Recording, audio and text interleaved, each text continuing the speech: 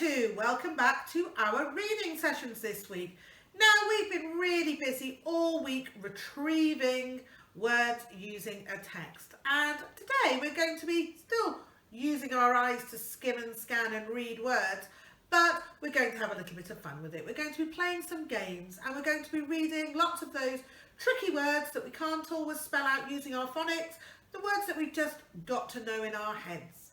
So the first thing I'm going to do is I'm going to show you the words that we're going to be using today, and then we're going to get down to playing some games. So see you in a moment. Okay, here are the words that you can use today. It might be useful just to pause the video now and have a read through these words. See which ones that you have trouble with, because these will probably be the ones that you want to practice with in the games. Pause the video now to have a look.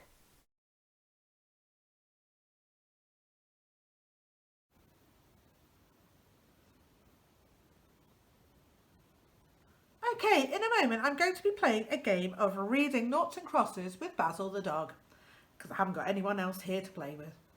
Now, obviously you can play with your grown-up or maybe a brother or sister, it doesn't really matter. I've got here an old muffin tray, and in each part I have put a little muffin case with a word written on it. Now, if you've got a muffin tray and cases, that's brilliant. If you've only got a muffin tray but no cases, you can write the words down on bits of paper and just stick them in the bottom. Or if you haven't got either of these things, that's okay. You could just draw a grid on a piece of paper with 9 squares and pop a word in each square. That's fine. Now, to make sure both Basil and I know the words that we've got in our grid, I'm going to read them out. I'm going to say them, you can say them out after me. Only, every, many, kind, both, great, people, because, after. Well done. Now, the rules of reading noughts and crosses are that we're going to take it in turns to read a word. If we read the word out correctly, we get to put a counter in whichever word we read. And the idea is to get 3 in a row. We either want 3 horizontally in a row, 3 vertically in a row, or 3 diagonally in a row. Okay, Basil, does that make sense? Yes. Brilliant. Now, you can use anything for counters. You could use different pasta shapes, or you can maybe use some counters from a game that you've got at home. It doesn't matter. Right, Basil, ready to go? Yes. Over to you then, Basil. You can go first. Which word are you going to read?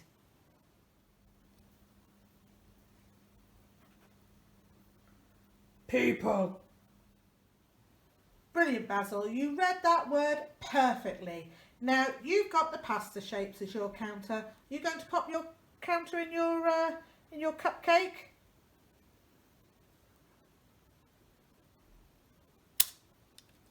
There we go. Basil's got 1 on the board. Now it's my turn. Which word shall I read? I think I might read the word many. Many. And I've got marbles as my counters, so I'm going to put my marble in there. Okay, your turn again, Basil. Which one are you choosing? Only. Once again, Basil, you read that word beautifully. Are you going to put your pasta piece in?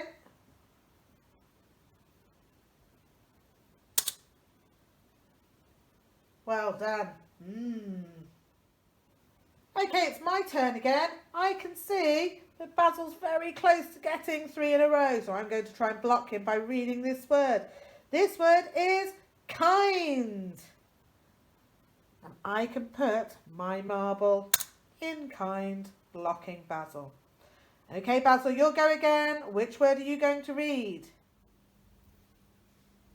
Because. Well done. That's a tricky word to read and you read it beautifully. You're going to put your pasta piece in? Well done. Okay, my turn again. Oh, I don't know where to go. I think I might go in the middle actually and read this word. The word is both. Oh, I read that really well. So I'm going to pop my marble in the middle. Oh, I'm really close to getting 3 in a row.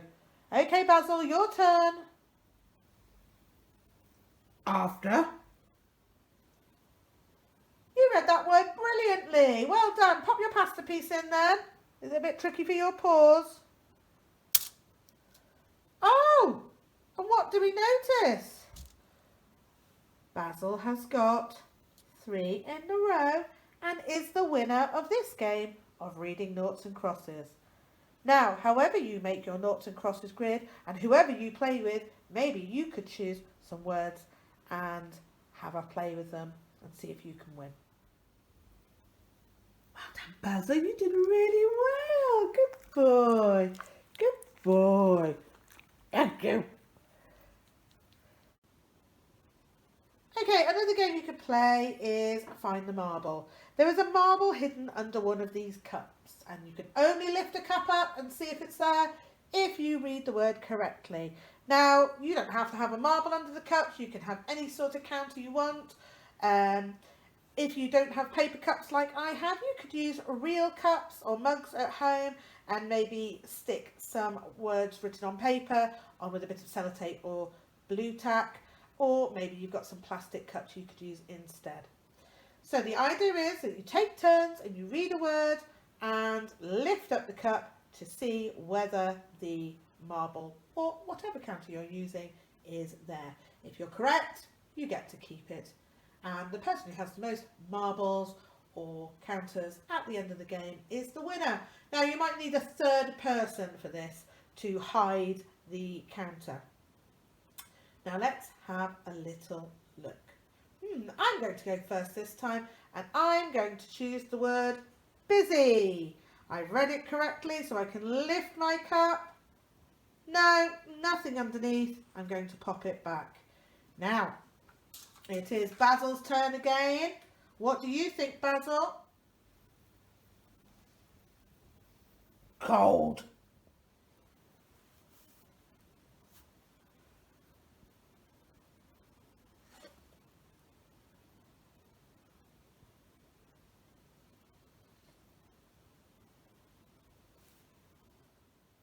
Okay, my turn again. I'm going to go for find.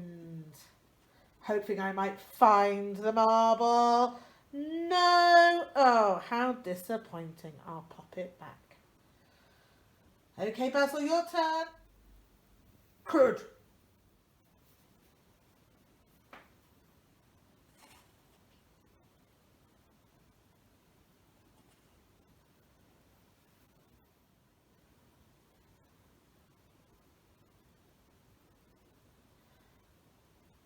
Bad luck, Basil. My turn again. I'm going to go for the word any.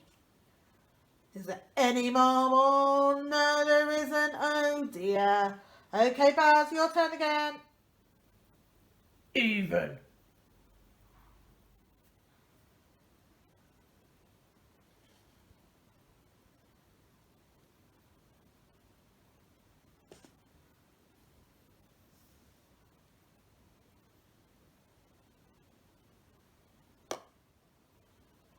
Well done, Basil. The marble was under the cup that said even, and you get to keep the marble this time. Well done. Okay, the last game that we're going to play today is speed reading. Now, there are lots of different ways you can do this, and I'm going to show you a few. I've got the cups that I used in the marble game earlier with Basil, but you can just use pieces of paper with words written on. Whatever you have, that is fine. Now, speed reading. The idea is to read the words as quickly as possible. Clues in the title. I can just read them as quickly as I can, maybe get someone to time me. Find, old, cold, could, busy, any, fast, even. Simple as that. Or you can set yourself a time, like 1 minute, and see how many times you can read all the words in 1 minute. That could be a good challenge. You can see if you could beat your score each time. The other thing you could do if you're feeling a bit more active is maybe you could put some of the cups on one side of the room and some of the cups on the other side of the room and run from side to side, picking up a cup and reading it each time. If you wanted to be a bit more active, that might be fun. Now,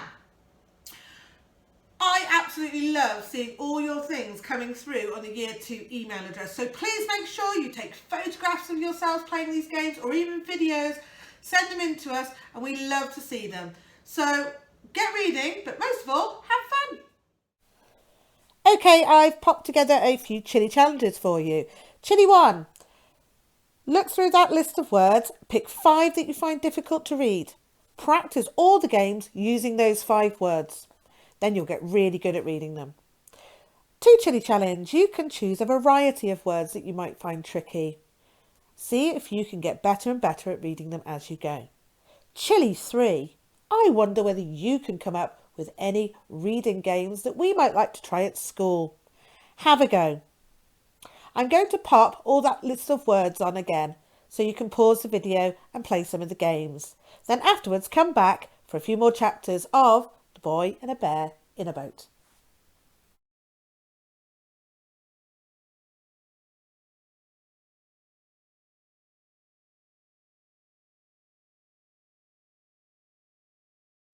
When the boy awoke, the first thing he saw was the bear's knees.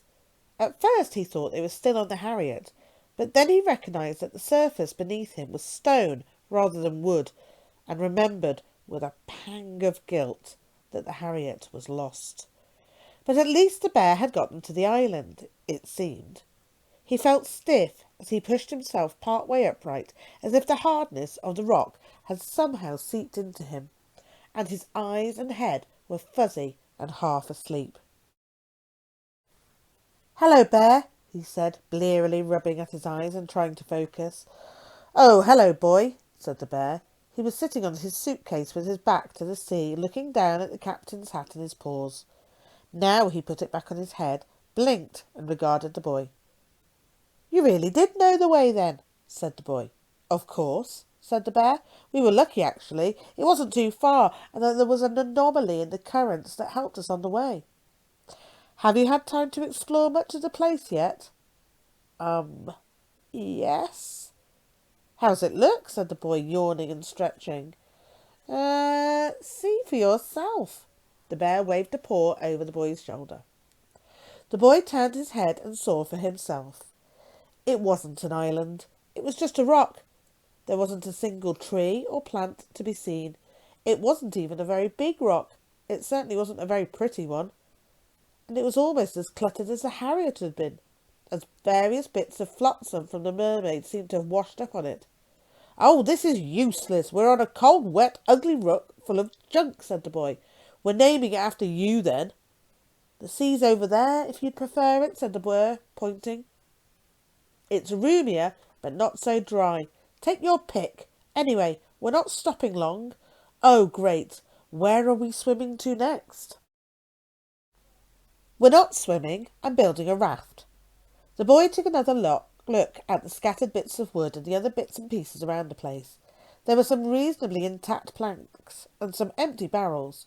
There was also a section of mast with some rigging attached, so they had some rope to work with at least. And there was much more debris floating in the waters around the rock. If they swam out a little, they could gather in some more material for the raft. He was about to suggest this to the bear when he noticed how wet his fur was. The bear had been busy while the boy had been asleep. Not much of the wood had drifted onto the rock unaided. "That's a good idea," said the boy quietly. "Can I help?" "Yes," said the bear, "but I'm tying all the knots." They worked quietly but happily together. The boy was hungry and still tired, despite sleep. But he helped where he could. Much of the wood was too heavy for him to carry, but he could roll the barrels along, and sometimes he was able to hold things in place while the bear lashed them together. He did as he was told and made himself useful, and the raft slowly began to take shape.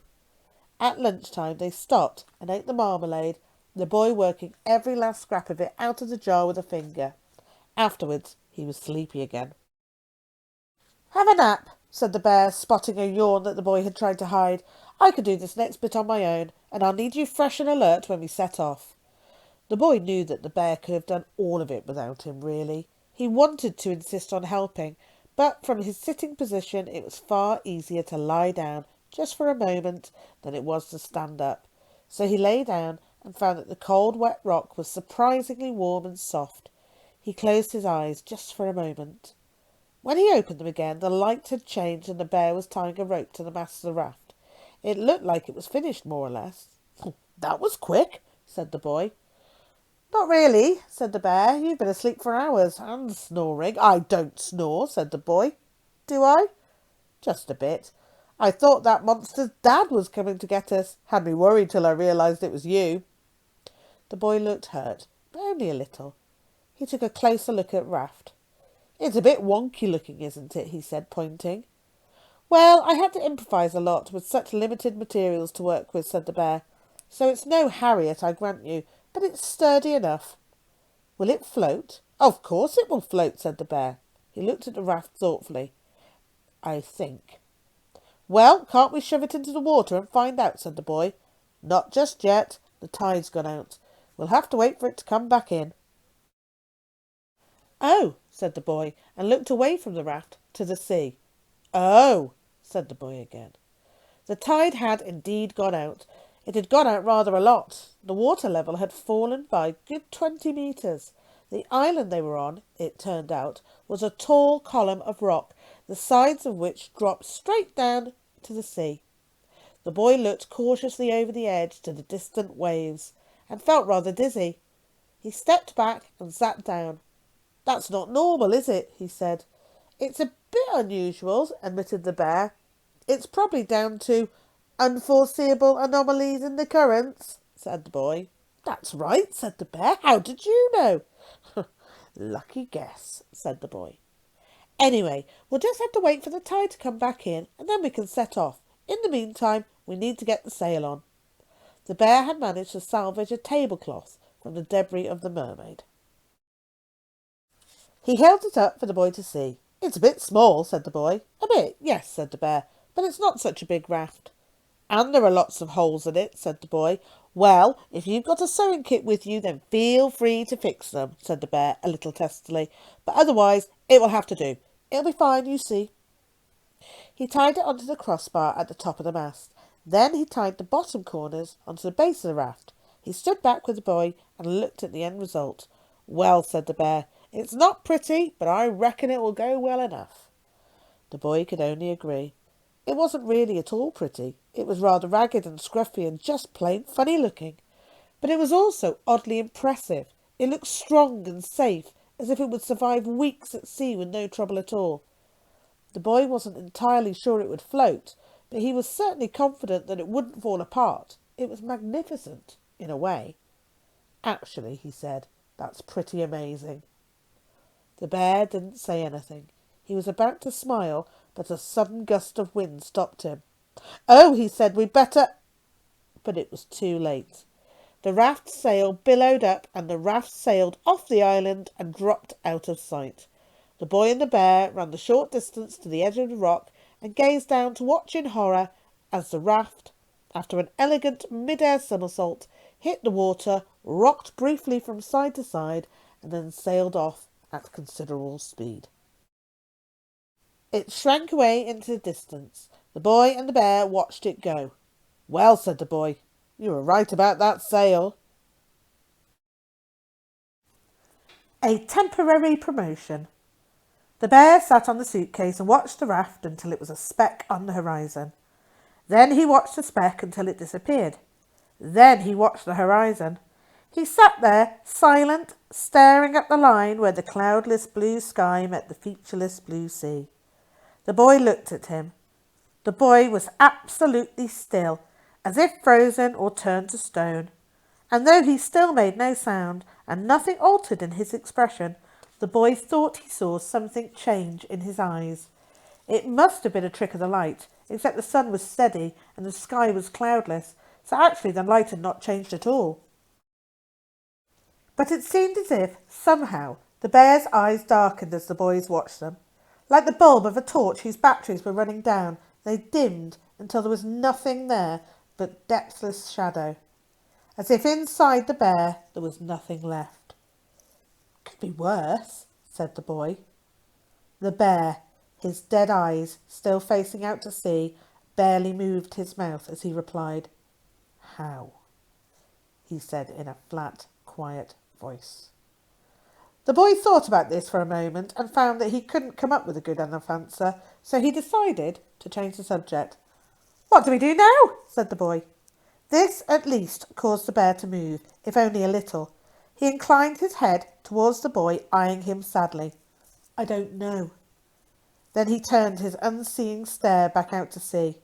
"Nothing, I suppose," he said. "Nothing we do does any good anyway, so we may as well do nothing." "That's no way for a captain to talk," said the boy. "No, you're right," said the bear. The boy brightened a little. "But what sort of captain loses his boat?" said the bear. "In fact, 3 boats. I've lost 3 boats in one day. That must be some kind of record." The boy wished he could come up with something reassuring to say, but he couldn't help thinking that actually, yes, it probably was a record. "I must be the world's worst captain ever," said the bear in a flat voice. "No," said the boy. "No, you're not. You're a good captain. You've just been a bit unlucky, that's all." "No, I'm no kind of a captain at all," said the bear, still quietly and with no emotion in his voice, as if he was simply stating a fact about which he had no real feelings. "Of course you are. You're a brilliant captain." "You don't really think that," said the bear. "Of course I do," said the boy. "No, you don't." The bear had picked up a piece of paper from the ground at his feet. He showed it to the boy. It had writing and a drawing on it. "Your bottle washed ashore while you were asleep," said the bear. "Who's Richard Skerritt?" "Oh," said the boy. It was the message the boy had put in the bottle days ago. It said, "To Richard Skerritt." Richard Skerritt was in the boys' class at school. The boy didn't like him. "I am stuck in a stupid boat with a stupid bear having the worst time ever and probably going to die because a stupid bear has got us lost at sea." And then there was a drawing of the Harriet with a not very flattering picture of the bear at the front and an arrow pointing at the back. At the other end of the arrow it said, "Wish you were here." And then he'd signed his name. And then after that he'd added, "P.S. Wish that I wasn't." The boy looked up from the scrap of paper to the bear's face. He wasn't angry, but the boy almost wished he was. "I didn't mean it," said the boy. The bear said nothing. "Well," said the boy, "I did mean it then, but I don't mean it now. I know better now. You're a fantastic captain. Best ever. Now come on, Captain Bear. What are we going to do?" "Stop asking me that. I'm not the captain any more." "Yes, you are." "What of?" said the bear in the same emotionless monotone. "I've got no boat. What am I the captain of? This rock?" He gave a small, humourless snort. "Well, at least I suppose even I couldn't sink that." "It doesn't matter about the boats. You're still the captain," said the boy. He was frustrated and angry and scared, and he was beginning to shout. "Of course you're the captain. You're wearing the captain's hat." The bear was hunched over now, as if all the tension in him was trying to fold him in two. He leaned towards the boy, the tip of his nose just inches from the boy's face, cold, dark, sad eyes staring into him. "No," he said, simply and quietly, lifting a forlorn paw to his head. "No, I'm not." He took the hat off and dropped it at his feet. They both looked at it lying there for a second. The boy looked up at the bear. He thought about pleading with him some more, but he could see it was going to do no good. The bear had had enough. A whirlpool of panic and hurt and sadness started up in the boy's stomach, but he swallowed hard and tried to ignore it. He wanted very much to cry, but he didn't. "Well then," he thought, "here is where we are." And then the boy picked up the hat and put it on. He had to push it quite far back on his head to keep it from slipping down over his eyes, so it hardly gave him an air of authority, but he stood up straight and tried to keep his voice from quavering. "Right then," he said, "I suppose I'd better take charge for a while." The bear was sure to react to this. He was bound to snatch back the captain's hat and take charge again. The boy just knew it. He was as sure as could be. Any moment now. The bear looked at him and said nothing. And then he didn't even look at him, turning his dead eyes away and staring into space. "Oh," thought the boy, "now what do I do?" He had no idea, but he thought it best as if he at least looked as if he did. He walked decisively over to the bear's suitcase and looked inside it. The telescope was in there, so he picked it up and stretched it out.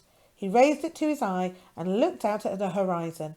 It felt like quite a captain-y thing to do, so he thought he'd stick with it until he had a better idea.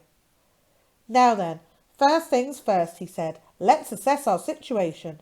He spun slowly round, scanning the sea in all directions, and seeing, as he had at once feared and entirely expected, only sky and sea, except for the brief moment when he found himself accidentally looking at the bear, out of focus and greatly magnified, at which point he almost jumped out of his skin in surprise. With no better ideas springing to his mind, he decided to look all the way round again. "Best to double-check," he said, trying his best to sound confident and in charge. The bear looked as if he hadn't even heard him. "Here," said the boy, "make yourself useful, will you? If I go up on your shoulders, I'll see a little bit further. Come on, lift me up." Reluctantly, the bear took hold of the boy and hoisted him onto his shoulders. "That's it," said the boy in as cheery a voice as he could muster. "Up, periscope!" The bear held on to the boy's legs and straightened up. "Now," said the boy, "slowly turn me round so I can have a proper look at things." The bear did as he was asked and shuffled and slowly revolved, turning the boy like some strange living lighthouse. The boy kept the telescope focused on the furthest areas of sea for one turn around, then looked a little closer in for another, and then back out, then closer in. There was nothing.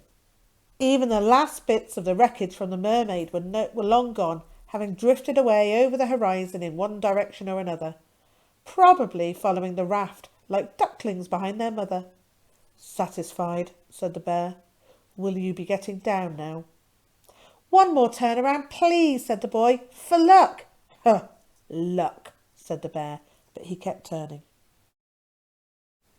The boy stared through the telescope so hard that he thought his eyeball must be bulging out. Still he saw nothing, but he couldn't bring himself to say so to the bear. He asked for one more turn, 3 more times, and the bear, without a word, kept turning.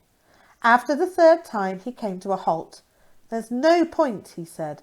"There's nothing there, is there?" And his cracking voice broke the boy's heart. So the boy decided to lie. "Wait," he said, though he still saw nothing. "There's something." His mind was a tangle, and he had to try and think really hard to think clearly. "What am I doing now?" he thought. "I can't make something just appear by wishing it." But he didn't have any better ideas. "I wish something would appear," he thought. "What is it?" said the bear. Good question, thought the boy, and then he did see. At least, he thought he did.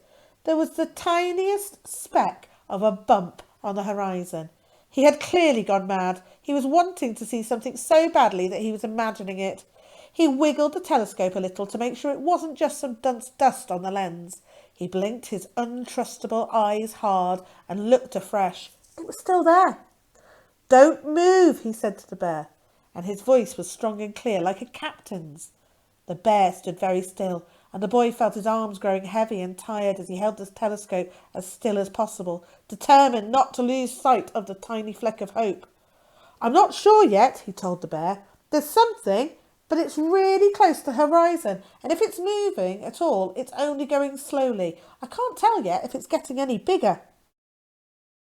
His heavy arms ached and he was cold and tired, but the telescope was absolutely steady in his hands. He watched and he waited and he wished.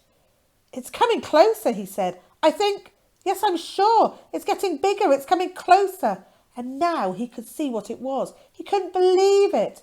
He kept the telescope to his eye and blinked again. It didn't disappear. He wasn't just imagining it. "It's the Harriet," he said.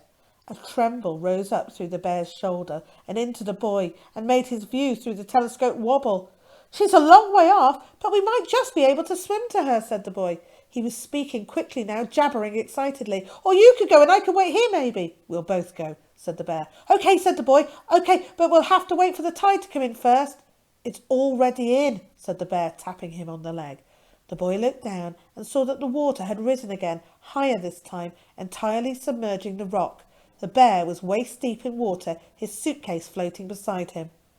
These tides are really weird, said the boy. It's not like this at Cromer. There are strange waters hereabouts, it's true, said the bear, and gently leaned forward, floating up and kicking his legs. Stay on my shoulders. Now, which way? The boy put the telescope back up to his eye and scanned around. Leaning forward over the bear's head, he pointed a definite finger, and the bear set off in that direction, pushing the suitcase ahead of him towards the Harriet. What a lucky find. Will they manage to get there? Find out tomorrow with the next chapter. Bye-bye.